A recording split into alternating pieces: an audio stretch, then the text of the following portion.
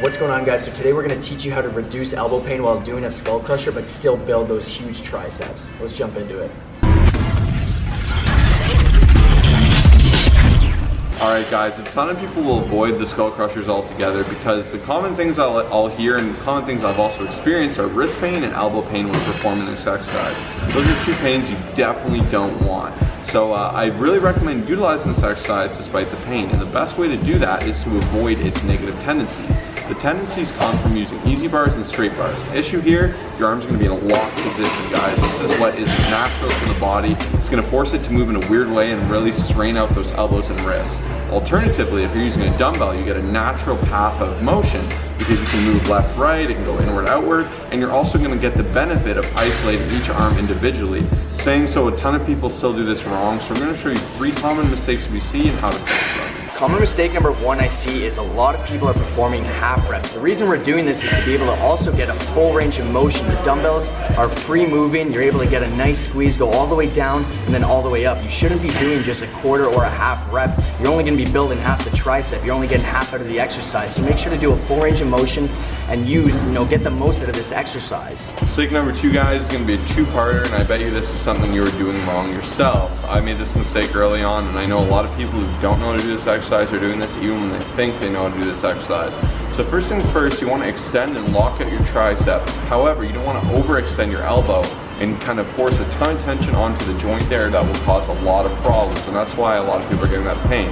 This can still happen with the dumbbell. So if you're extending here and extending past to the elbow, that's bad. However, a full contraction can still be achieved without completely locking out that elbow. So keep the tension on the tricep, not on the elbow. The second part to this is, when you're lying down, you want to make sure you actually have a good start and end position. A lot of people are doing this wrong because what they'll do is they'll have their arms straight up above them, and therefore the dumbbell is pushing straight down. That's putting the tension on your shoulder, not on your tricep. You need to have some hang, so I recommend being a little bit behind, and that's going to keep the tension tight here. Whereas you're here, it's a straight line of tension down to the shoulder. You're not actually going to be getting everything you want to get, and then it's going to have that awkward straight position. You want to make sure you have a little bit of hang, so you're starting maybe 10 to 20 degrees away from straight. That's going to put some of that tension onto that tricep automatically.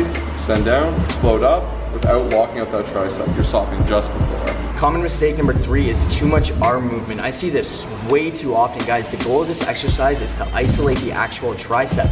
People are literally just swinging their arms back and forth. They're not putting any tension on the tricep, therefore they're not really doing much within this exercise. So really put a focus on keeping it in a stable position, getting a nice squeeze at the top, all the way down, repeat. Okay, so with the easy bar, guys, I can use about 120 to 140 pounds pretty comfortably. However, that's not going to be the case with dumbbells. Normally I use about 40 to 45. You want a weight you can control and a weight that's best for you. And definitely when you're starting out, start lighter.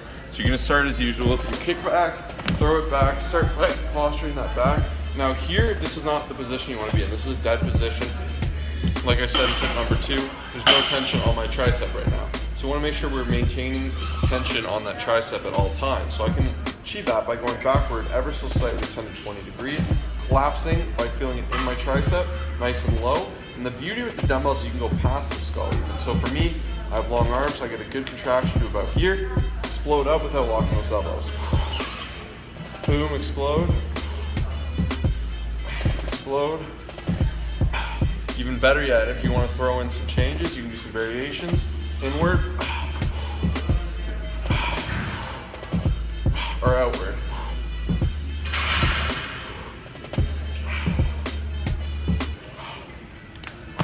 And that's how you master this exercise to get some huge arms. Hopefully you guys like this video. If you did, please subscribe and make sure you grab that free personal trainer in your pocket form book we got. That's the first link in the description down below. See you in the next one.